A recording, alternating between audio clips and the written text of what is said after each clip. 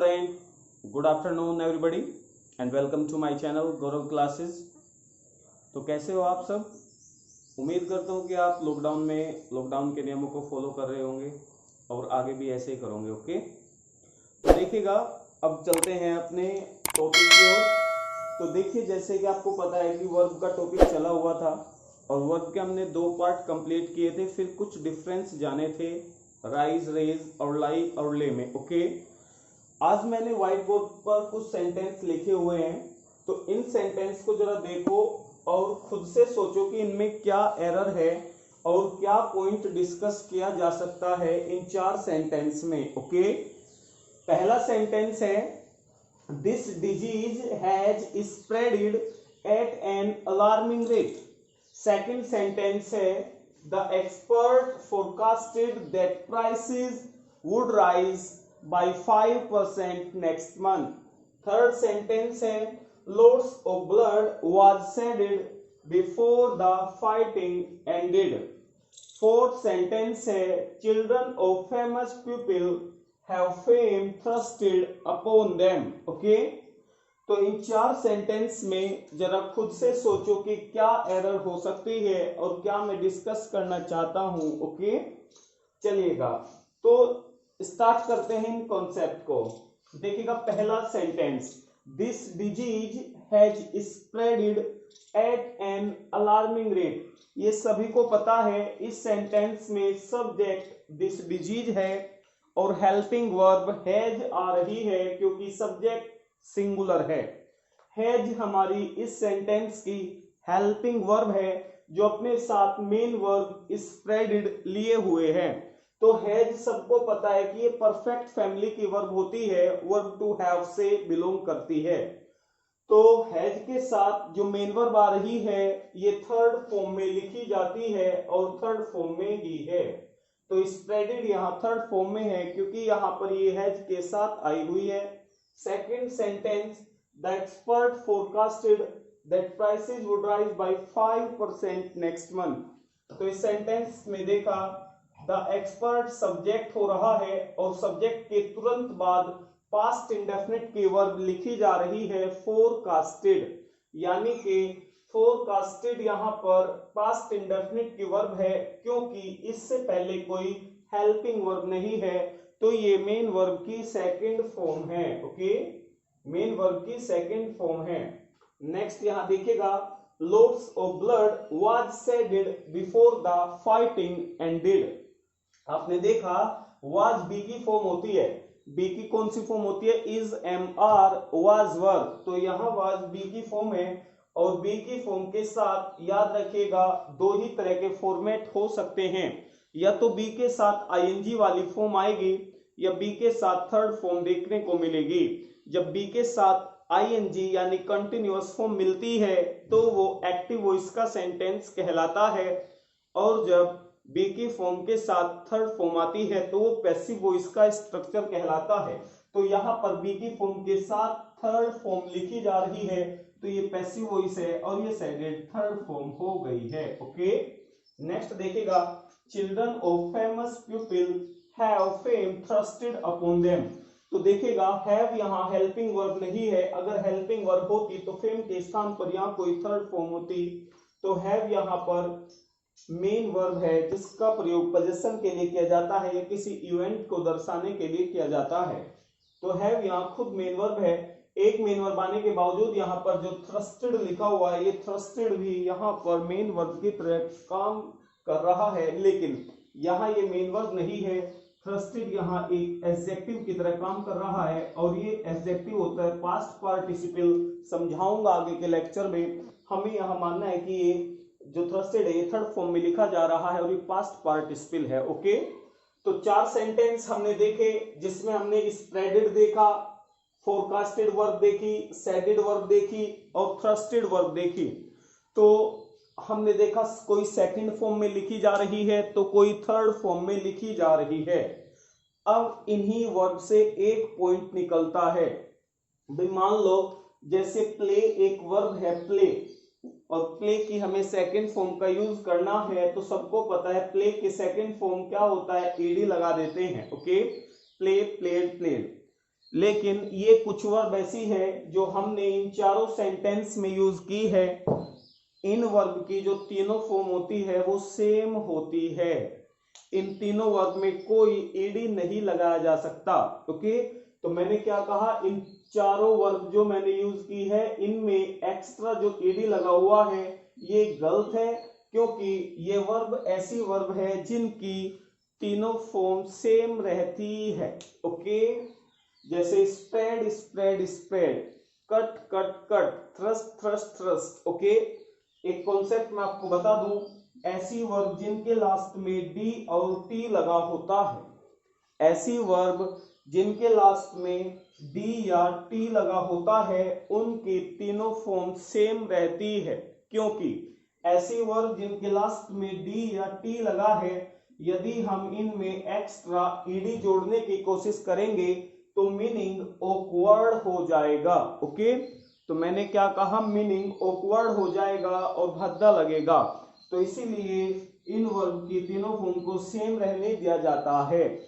चलिए जा, तो समझ गए आप कि कुछ वर्ब ऐसी होती है जिनकी तीनों फॉर्म सेम रहती है, क्योंकि उन वर्ब के लास्ट में तो डी लगा होता है या टी लगा होता है, एक्स्ट्रा ईडी लगा देने से उनका मीनिंग जो होता है यानी कि प्रोनाउंसिएशन जो होता है ऑकवर्ड होता है, इसीलिए उनका प्रोनाउंसिएशन यानी सेम रहता है और फॉर्म भी सेम रहती है। ओके, तो खैर, क्या वो वर्ब जिनकी फॉर्म सेम रहती है, क्या वो वर्ब यही तीन है या चार है या इनसे अलग है? तो मैं तुम्हें बता दूं, बहुत सी वर्ब ऐसी होती है जो मैं लिखने जा रहा हूं, वो वर्ब यानी कि कुछ वर्ब मैं लिखने जा रहा हूं जिनकी तीनों फॉर्म सेम रहती है। कौन कौन सी वर्ब होती है तो देखिएगा, जैसे कट, ओके, कट हुआ, पुट हुआ, बैट हुआ, बीड हुआ, बस्ट हुआ, तो cut put bat beat burst. Okay, let हुआ, रीड हुआ, रीड हुआ, ओके, हिट हुआ, और जी हर्ट हुआ, थ्रस्ट हुआ, क्विट, वेड हुआ, स्प्लिट हुआ, स्प्रेड है, ओके, सैड है, shut, cost, cast, forecast, telecast और ब्रॉडकास्ट। ओके, तो देखिएगा, ये मैंने कुछ वर्ब ऐसी लिखी है जिनकी तीनों फॉर्म सेम रहती है। Cut, put, bat, beat, bust, let, read, hit, hurt, thrust, quit, wed, split, spread, said, shut, cost, forecast, telecast, broadcast, etc। तो यानी आप देख रहे होंगे ये सारी वर्ब ऐसी है जिनके लास्ट में या तो डी लगा हुआ है या टी लगा हुआ है, यानी ये कुछ ऐसी वर्ब है जिनकी तीनों फॉर्म सेम रहती है, इनमें कोई एक्स्ट्रा ईडी नहीं लगाया जाता। और हमें एग्जाम में ऐसे सेंटेंस दिखाई देते हैं जब इन वर्ब के लास्ट में ईडी लगा होता है, तो वहीं पर आपको एरर देनी होगी। ओके, तो देखिएगा, अब इनके मीनिंग को जान लेते हैं कि इनका मीनिंग है क्या। जैसे आपको पता है कट, कट की तीनों फॉर्म सेम रहती है। ओके, और कट का मीनिंग आपको पता है, कट कट कट। पुट जो होता है उसकी तीनों फॉर्म सेम रहती है, पुट पुट पुट, ठीक है। थर्ड, बैट, बैट का मीनिंग क्या होता है, बीईटी बैट, बैट का मीनिंग होता है शर्त लगाना। ओके, बैट का मीनिंग क्या होता है जी, शर्त लगाना। Next, bid, BID bid. अब बिड को समझ लीजिएगा आप, जो बिड होता है, बिड की यानी दो मीनिंग होते हैं बिड के। एक बिड का मतलब होता है बोली लगाना, और एक बिड का मतलब होता है किसी से कुछ करने के लिए कहना। समझिएगा फिर से, बिड के दो मीनिंग होते हैं, एक तो बोली लगाना और सेकंड होता है किसी से कुछ करने के लिए कहना। ओके, तो मैं आपको बता दे रहा हूं, बिड का मतलब जब होता है किसी से कुछ करने के लिए कहना, यानी किसी को ऑर्डर देना, तो इसकी फर्स्ट सेकंड थर्ड फॉर्म अलग होती है, और ये होता है बिड बेड बिडन। तो बिड का मतलब जब होता है किसी से कुछ कहना, किसी को ऑर्डर देना, तो बिड की फर्स्ट सेकंड थर्ड फॉर्म ये होती है बिड बेड बिडन। लेकिन जब बिड का मतलब बोली लगाना होता है तो इसकी तीनों फॉर्म सेम रहती है, bid bid bid. Okay, bid bid bid. Okay, तो सेंटेंस देखते हैं और कहां पर एरर होगी फिर तुम ये देखना, ठीक है। जैसे मान लो मैंने एक सेंटेंस लिखा, he has bidden them, he has bidden them leave the room। okay, he has bidden them leave the room। और सेकंड है he has bidden the highest price for this car। देखिएगा ये दो सेंटेंस है आपके सामने, he has bidden them leave the room, he has bidden the highest price of the car।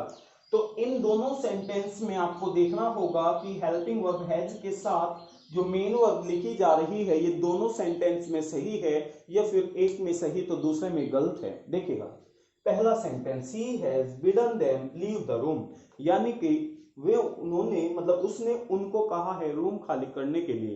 तो यानी पहले सेंटेंस में बिड का मतलब हो रहा है किसी से कुछ करने के लिए कहना। तो जब बिड का मतलब किसी से कुछ करने के लिए कहना होता है तो ये बिल्कुल सही भी है और सही सेंटेंस, क्योंकि हैज हेल्पिंग वर्ब है और ये परफेक्ट टेंस में आती है और उसके साथ थर्ड फॉर्म आती है। नेक्स्ट देखो, he has बिडन the highest price of मतलब फॉर दिस कार। तो यानी उसने बोली लगाई इस कार के हाईएस्ट प्राइस, ठीक है ना। तो हाईएस्ट प्राइस की बोली लगाई तो इसका मतलब क्या है, प्राइस की बोली लगाई जाएगी।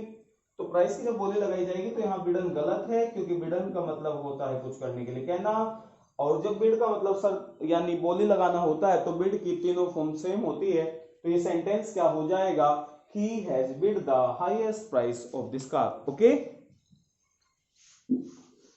चलिए जी, तो बिड समझ में आया। नेक्स्ट देखो, नेक्स्ट है जी बर्स्ट। बर्स्ट का मतलब होता है फूट जाना, फट जाना, ठीक है ना। फूट जाना किसी का या किसी चीज का फट जाना। जैसे क्या होता है, हम बोलते हैं द टायर बर्स्ट, जो टायर है वो फट गया, ठीक है ना। जो बैलून होता है, बैलून में क्या होता है भाई उसको आप फोड़ दे तो वो फूट जाता है, ठीक है। तो वहां क्या होता है, बस्ट वर्ब आती है। तो बस्ट बस्ट बस्ट तीनों फॉर्म सेम होती है, इसका मतलब होता है फूट जाना, फट जाना। लेट का मतलब होता है अलाउ करना किसी को, अनुमति देना किसी को, ठीक है ना। दे हैवंट लेट एनीवन, ठीक है ना। They haven't let anyone to go. To का यूज हमेशा लेट के साथ गलत होता है, क्योंकि टू वहां पर नहीं आएगा, वहां बेयर इन्फिनिटिव आता है, बताऊंगा आगे।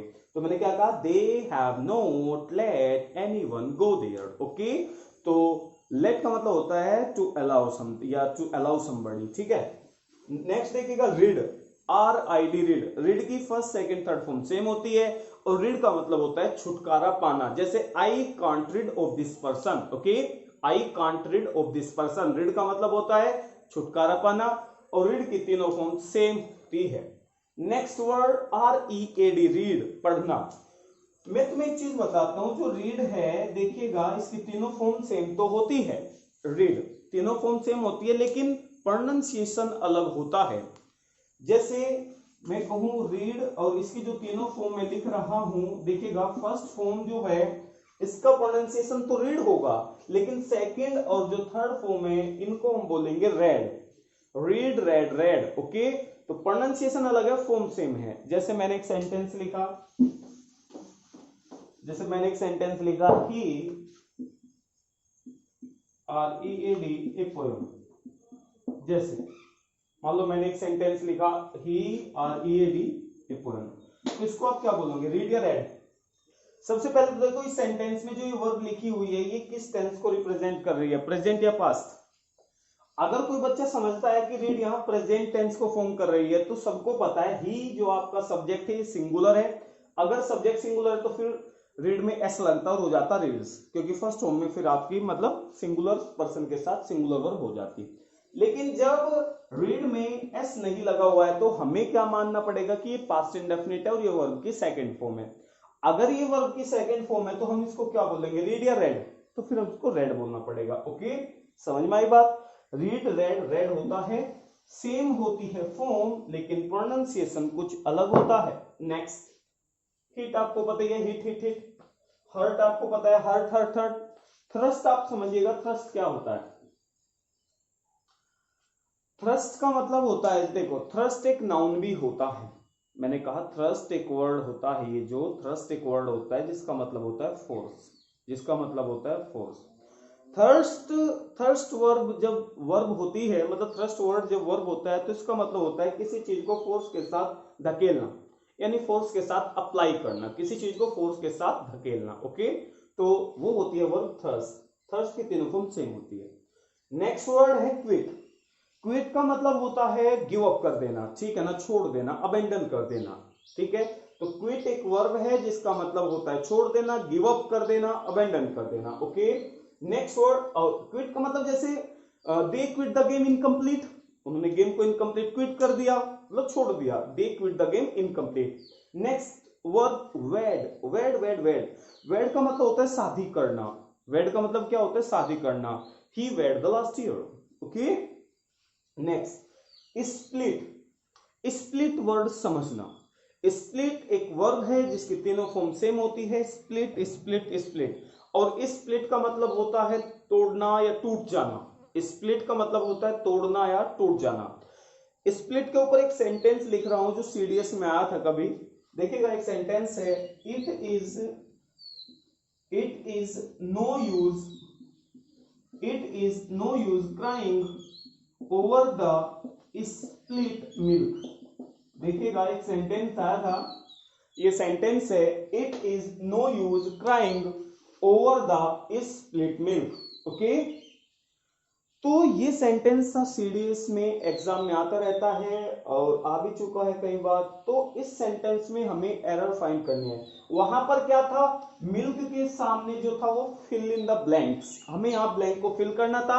4 ऑप्शन थे, खैर 2 ऑप्शन तो बहुत ही अलग थे, पर ऑप्शन में एक और दे रहा हूं। एक वर्ड होता है स्पिल्ट, तो एक वर्ड होता है स्पिल्ट और एक वर्ड होता है स्प्लिट। स्प्लिट को तो मैंने बताया कि स्प्लिट एक वर्ब है जिसका मतलब होता है टूट जाना या तोड़ देना, लेकिन एक वर्ब होती है स्पिल, समझिएगा एक वर्ब क्या होती है जी, स्पिल होती है। स्पिल जो वर्ब होती है इसका मतलब होता है फैल जाना या फैला देना। स्पिल जो वर्ब होती है इसका मतलब क्या होता है, फैल जाना या फैला देना। ओके, स्पिल जो होती है ये बेसिक फॉर्म होती है, फर्स्ट फॉर्म होती है। स्पिल की जो सेकंड फॉर्म होती है वो स्पिल्ट होती है, और थर्ड फॉर्म भी क्या होती है, स्पिल्ट होती है। तो फर्स्ट फॉर्म होती है स्पिल, सेकंड होती है स्पिल्ट, और थर्ड फॉर्म भी होती है स्पिल्ट। तो जब थर्ड फॉर्म स्पिल्ट होती है, जबकि स्प्लिट जो होती है, स्प्लिट वो सेम होती है तीनों फॉर्म। तो स्प्लिट का मतलब होता है तोड़ना या टूट जाना, स्पिल का मतलब होता है फैल जाना या फैला देना। तो एक चीज देखिएगा, जब आपको दोनों वर्ब के मीनिंग समझ में आ रहे हैं तो इस सेंटेंस को देखो, it is no use crying over the split milk. ये एक प्रोवर्ब होती है कि जब नुकसान हो जाता है तो उसके ऊपर फिर रोने से कोई फायदा नहीं होता। जैसे it is no use crying over the, मतलब क्राइंग है मतलब रोना, किसके ऊपर रोना, जब दूध फैल जाता है, दूध टूट जाता है। दूध सबको पता है, अगर यहाँ स्प्लिट लिख जा रहा है तो हमें मानना पड़ेगा, यहां हम कह रहे हैं कि दूध टूट जाता है, उसको तोड़ा जाता है, लेकिन सबको पता है दूध टूटता नहीं है, ठीक है ना, दूध फैलता है, तो फैल जाने से है। तो इसलिए यहाँ स्प्लिट नहीं आएगा, यहाँ मीनिंग के लिए आएगा स्पिल्ट। यहाँ स्पिल वर्ब की थर्ड फॉर्म आएगी जो यहाँ एक एडजेक्टिव का काम कर रही है, तो यहाँ स्पिल्ट आना है।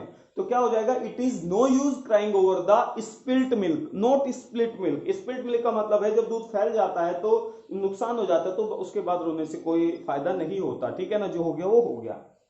तो समझ में आया स्पिल्ट और स्प्लिट में फर्क। नेक्स्ट वर्ड है यहां पर स्प्लिट से आगे स्प्रेड। स्प्रेड का मतलब फैला देना, ओके, फैलना या फैला देना। They spread the news through out the country, उन्होंने न्यूज को फैला दिया। या फिर the news spread through out the country, news फैल गई। तो स्प्रेड एक ऐसी वर्ब है जिसकी first second third form same होती है, जिसका मीनिंग होता है फैलना या फैला देना। Okay, next word is said. SHED sad. Sad word को अपना समझना आप, ओके। सैड वर्ड, सैड जो वर्ब होती है ये एक नाउन भी होता है। सैड वर्ब, एक सैड जो वर्ड है ये एक नाउन भी होता है, जिसका मतलब होता है थैच। थैच का मतलब होता है ये जो छप्पर वगैरह होता है, ठीक है, ये छप्पर वगैरह टीन वगैरह डाल देते हैं, और जिसको बोल देते हैं कि there was a shed for cattle, मतलब यहाँ एक शेड है, छप्पर है, मतलब कैटल के लिए, जानवरों के लिए, ठीक है ना। तो शेड का मतलब थैच भी होता है, छप्पर भी होता है जब वो नाउन होता है। लेकिन शेड जब वर्ब होती है उसका मतलब होता है टू लूज समथिंग, मतलब कुछ खो देना। क्या होता है जी शेड का मतलब क्या होता है? टू लूज समथिंग, ठीक है, कुछ कम कर देना, कुछ खो देना। जैसे मान लो मैंने एक सेंटेंस लिखा, trees shaded there leaves in winter, मतलब विंटर में क्या होता है कि पेड़ जो है अपने पत्ते को मतलब लॉस कर देते हैं, ठीक है ना, खो देते हैं, ठीक है। तो क्या हो जाता है? ट्री सैडेड, सबको पता है सैडेड बिल्कुल गलत है। सैड एक ऐसी वर्ब है जिसकी तीनों फॉर्म सेम रहती है, तो ईडी को हटाइएगा, तो क्या हो जाएगा? Trees sad there leaves in winter, मतलब विंटर में क्या होता है, ट्रीज से जो पत्ते हैं वो झड़ते रहते हैं, तो क्या होता है, वो पेड़ अपने पत्ते खो देता है। जैसे मान लो कोई लड़का है, उसने अपना वेट क्या कर दिया? कम कर दिया, तो वेट कम कर दिया, तो कुछ कम कर देने से होता है सैड का मीनिंग, ठीक है। तो जैसे पेड़, मैंने कहा विंटर में पत्ते मतलब झड़ जाते हैं, तो पत्ते कम हो जाते हैं पेड़ पर। ऐसे क्या होता है, किसी ने अपना वेट कम कर दिया, तो क्या कहेंगे? He said his extra weight, he said his extra weight, okay. तो सैड का मतलब आप समझे? सैड का मतलब होता है टू समथिंग, यानी कुछ कम कर देना। और सैड का मतलब होता है सैड ब्लड, मतलब खून बहाना भी होता है, ठीक है। जैसे मैंने लिखा था, lots of blood was shaded before the fighting and, starting में लिखा था कि बहुत सा खून बहा गया है, तो सैड का मतलब वो भी होता है, ओके। नेक्स्ट, नेक्स्ट वर्ड है जी ए कोस्ट। कोस्ट का मतलब होता है कीमत लगाना। It has cost me 500 rupees, okay, it has cost me 500 rupees, ये मुझे 5000 की पड़ी। तो कोस्ट का मतलब होता है कीमत, ठीक है। अब यहां समझिएगा कास्ट, CAST, कास्ट। कास्ट का मतलब क्या होता है? कास्ट का मतलब मैं तुम्हें बताऊं, एक होता है टू मोल्ड, ढालना, ठीक है ना, अपनी तरह ढालना, किसी की तरह ढालना। तो कास्ट का मतलब एक होता है टू मोल्ड, मतलब ढालना। ये कास्ट का मतलब एक होता है टू थ्रो। टू थ्रो का मतलब होता है, जैसे मान लो किसी को राज्य से निकाल दिया गया, किसी को देश से निकाल दिया गया, मतलब निकालना, फेंकना, तो वो होता है कास्ट का मतलब थ्रो, ओके। एक थर्ड इसका मीनिंग होता है टू प्रोजेक्ट, कहीं कुछ प्रोजेक्ट करना, कहीं कुछ लॉन्च करना, ठीक है ना। तो कास्ट का मतलब प्रोजेक्ट करना भी होता है, लॉन्च करना भी होता है, और कास्ट की तीनों फॉर्म सेम होती है, कास्ट कास्ट कास्ट, तो ये तीनों मीनिंग होते हैं। कास्ट का मतलब जब प्रोजेक्ट होता है तब देखो इसमें क्या होता है, समझिएगा, कास्ट का मतलब प्रोजेक्ट है। और देखो क्या, कास्ट के मैंने तीन मीनिंग समझाए। कास्ट का मतलब मोल्ड भी होता है, ढल जाना, कास्ट का मतलब थ्रो भी होता है, निकाल देना, एक कास्ट का मतलब होता है प्रोजेक्ट करना। अब यहां समझो, हमने तीन वर्ड लिखे थे, फोरकास्ट, टेलीकास्ट और ब्रॉडकास्ट, ठीक है। क्या लिखे थे? कास्ट के हमने लिखे थे forecast, telecast, broadcast. Forecast, telecast, broadcast में आपने देखा लास्ट में कास्ट लिख रहा है, कास्ट कास्ट कास्ट, तो इन कास्ट का मतलब प्रोजेक्ट से ही है। जैसे फोरकास्ट, कास्ट का मतलब प्रोजेक्ट हो गया, फोर का मतलब होता है बिफोर, यानी कुछ प्रेडिक्ट करना, कुछ होने से पहले ही प्रोजेक्ट कर देना, उसको बोलते हैं फोरकास्ट। कुछ होने से पहले ही क्या कर देना? प्रोजेक्ट कर देना, उसको बोलते हैं फोरकास्ट, यानी कुछ प्रेडिक्ट करना, ठीक है ना, जो भविष्यवाणी कर देते हो आप पहले ही। टेलीकास्ट, टेलीकास्ट का मतलब है कि मान लो कहीं पर कुछ हो रहा है, घटित हो रहा है, उसको कहीं और कास्ट कर देना, मतलब प्रोजेक्ट कर देना। टेलीकास्ट मतलब दूर जाकर, मतलब मान लो कहीं कुछ और, मान लो इंडिया ऑस्ट्रेलिया में मैच खेलने गई। इंडिया, मैंने क्या कहा, ऑस्ट्रेलिया में क्या खेलने गई? मैच, यानी सीरीज चल रही है इंडिया वर्सेस ऑस्ट्रेलिया, और उसको हम बैठकर कहां देख रहे हैं? इंडिया में। तो इंडिया वर्सेस ऑस्ट्रेलिया का मैच ऑस्ट्रेलिया में हो रहा है, उसको टेलीकास्ट कहां किया जा रहा है? इंडिया में, यानी बहुत दूर कास्ट किया जा रहा है। तो यही वर्ड होता है टेलीकास्ट, कि टेलीकास्टिंग चल रही है, तो मतलब कहीं दूर किसी को प्रोजेक्ट करना, उसका मतलब होता है टेलीकास्ट। नेक्स्ट वर्ड है ब्रॉडकास्ट। ब्रॉडकास्ट का मतलब क्या होता है? ब्रॉडकास्ट का मतलब ये होता है जी, मान लो कहीं छोटी जगह कुछ इवेंट हो रहा है, छोटी जगह मतलब नोएडा में कोई एफएम वगैरह होता है, वहां पर कुछ प्रोग्राम है, लेकिन उस प्रोग्राम को चारों ओर फैला देना, नोएडा में या दिल्ली में कहीं भी एनसीआर में, तो छोटी सी जगह, ब्रॉड का मतलब क्या होता है वाइड, ठीक है ना, तो छोटी सी जगह में कोई प्रोग्राम है उसको चारों ओर फैला देना, उसको बोलते हैं, यानी चारों ओर प्रोजेक्ट कर देना, उसको बोलते हैं ब्रॉडकास्ट। ओके, तो हो गया फोरकास्ट, टेलीकास्ट, ब्रॉडकास्ट। समझ में आया कि इनमें जो कास्ट है उसका मतलब प्रोजेक्ट है, फोरकास्ट का मतलब कुछ होने से पहले ही प्रोजेक्ट कर देना, टेलीकास्ट का मतलब कहीं दूर प्रोजेक्ट करना, ब्रॉडकास्ट का मतलब चारों ओर प्रोजेक्ट करना, फैला देना। ओके, तो समझ में आया। तो उम्मीद करता हूं कि इन सभी वर्ब के मीनिंग को आप समझे होंगे, और एक बात समझ गए कि किसी भी सेंटेंस में यदि इन वर्ब से रिलेटेड कोई सेंटेंस आता है तो उस सेंटेंस में इन वर्ब की तीनों फॉर्म सेम होती है, इनमें एक्स्ट्रा ईडी नहीं लगाया जा सकता, क्योंकि इनके लास्ट में पहले से टी और डी ऐड होते हैं। एक्स्ट्रा ईडी लगाकर जो प्रोनाउंसिएशन होता है वो ऑकवर्ड निकलता है, तो इनकी तीनों फॉर्म इसलिए सेम रहती है। ओके, तो कुछ ऐसी वर्ब आज आपने पढ़ी जिनकी तीनों फॉर्म सेम होती है, मैंने बताया, तो ठीक है, अपना घर पर स्टडी करना, और मिलते हैं नेक्स्ट सेशन में वर्ब के ही कुछ और कॉन्सेप्ट लेकर। ओके, तब तक के लिए बाय।